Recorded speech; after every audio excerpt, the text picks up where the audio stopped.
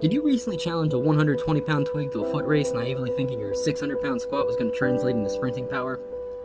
Did said 120-pound twig dust your ass in front of friends and family, spiraling you into a deep depression of shame and despair? Looking to regain your honor and reestablish primal dominance in your life, performing mundane feats of athleticism that no one really asked you to do in the first place, and you've kind of just been training hoping it covers up your lacking personality? Then come on down. Coach Matt's running school for dude bros that don't run too good. We'll teach your 220-pound asthmatic ass how to beat that lanky, non-deadlifting son of a bitch in no time. Or at least make you not look as bad when he inevitably wipes the floor with you a second time. I mean, did you actually see the guy?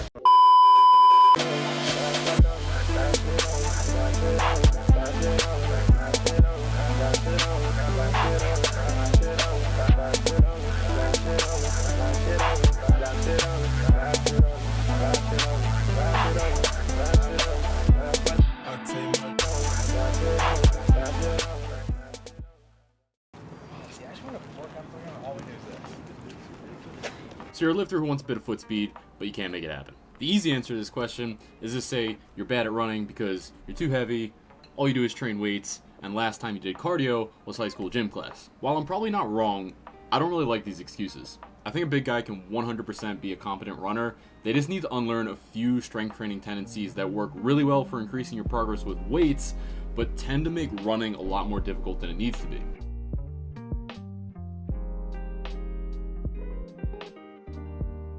One of the funnier things to watch primarily strength training athletes is them race any distance that's past 100 meters. Without fail, they'll gun it at the start like this is a max effort lift, and without fail, they will be tanked around 75% of the way through the race as you blow by them. Lifters just don't really know what a pace is. We have two modes, send it or don't send it. There's no real middle ground for lifting.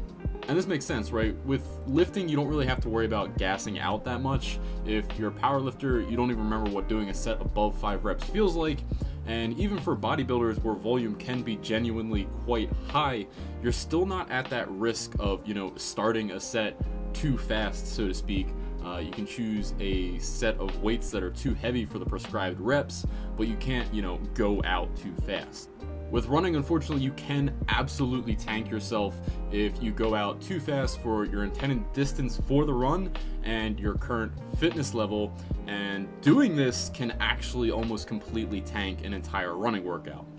This is definitely the biggest mistake you'll see anyone make, not just with running, but any, aerobic sport in general, is improper pacing, and it's generally a problem because proper pacing is the difference between comfortably running 5 miles and feeling like you're absolutely going to die within the first mile. And like I was saying, once you're tanked, you're kind of just tanked.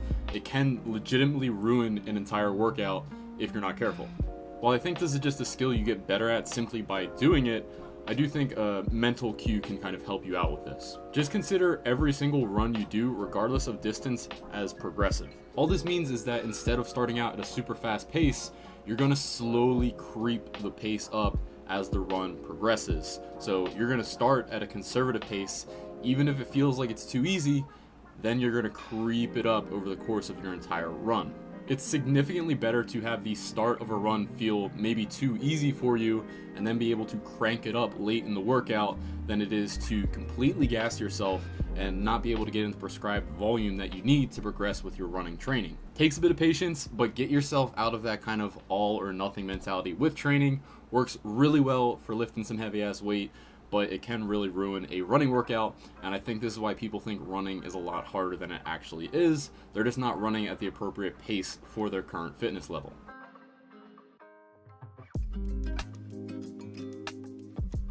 For starters, know this has nothing to do with your flexibility. For lifting, tightness is usually a great thing. For bench press, the tighter you're able to get your setup, the better that press is going to go for you, the more stable it's going to feel, and the more likely it's going to follow the bar path that you want it to. Same thing when it comes to something simple like deadlifts. The more willing a lifter is to put themselves into that super tight, super uncomfortable starting position, the easier the deadlift is going to feel for them. For running, not so much. All tightness is in running is wasted energy. It's not actually helping you propel yourself forward, and it's not helping you get anywhere quicker. Generally speaking, with running, the running form, your shooting form, you want it to be very loose, very free-flowing, and overall just relaxed. Release all that tension that you're carrying in your shoulders. Let your arms swing nice and free. You're swinging them like you're just trying to drive your hands through your pockets, and avoid clenching up your fists like you're about to throw your first punch in a bar fight. A very easy trick to fix clenching your fist and putting all of your energy into your fists is you just leave your thumb untucked. You'll see runners very loose, free flowing like this, as opposed to that tight, clenched up position. The funny cue you'll hear for it is you're imagining there's a potato chip in between your thumb and your finger, and you don't want to put any more pressure on this than would break the potato chip. I know it kind of sounds weird to be thinking about relaxing and exercising at the same time. You kind of think those two shouldn't go together, but that's all running really is trying to be as relaxed as possible, even though your body is in a very stressed out state. Running is kind of that equal and opposite energy to lifting, where lifting will reward you with, aggressive, high energy states. Running will not be the same. You need to be smooth, relaxed, and controlled.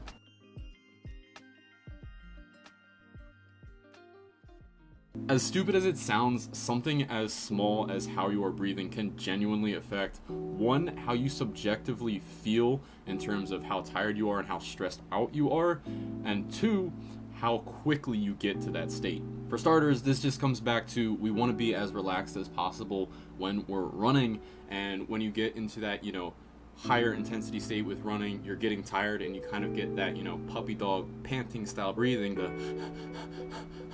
All you're doing is making your subjective experience of your stress increase, and you're making it feel like you're more tired than you actually are. Secondly, outside of just subjective experience, you are genuinely physiologically screwing yourself over. This is an aerobic activity, and the highest up on our list of things we need is an ample supply of oxygen to feel good.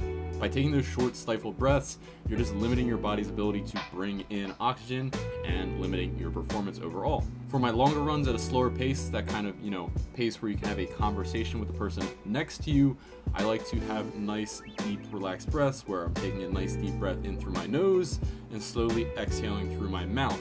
If you've seen anything on any sort of meditative breathing, it's very similar style of breathing for running. We want a strong, steady supply of oxygen, and we want to keep ourselves nice and relaxed with our breathing. When it gets up towards higher intensity stuffs like outright sprints, I will say my ability to breathe through my nose kind of goes out the window. It all just becomes mouth breathing. But despite that, it's still a conscious effort to take nice, big, relaxed breaths in through my mouth and nice, big, forceful exhales. I'm not going into that panting style of breathing where it's more.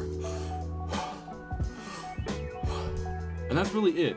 The biggest thing you should realize with all three of those tips is they all relate around staying relaxed and staying smooth with your running. And I think that's the biggest hurdle for people that really like strength sports to get over with running. It's a completely different style of training and kind of a completely different mindset, which can be frustrating to grapple with if you like that really aggressive style of training.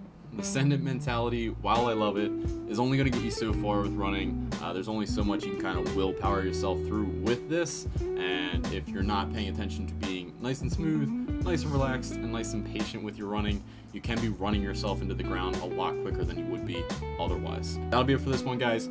Hope you enjoyed. Hope this helps out some of you that have that running side goal on top of your lifting, or maybe you really like to lift and you have to pass, some sort of PFT running test. Hope this helps you guys out, and I hope to catch you all in a future video. Catch you all later.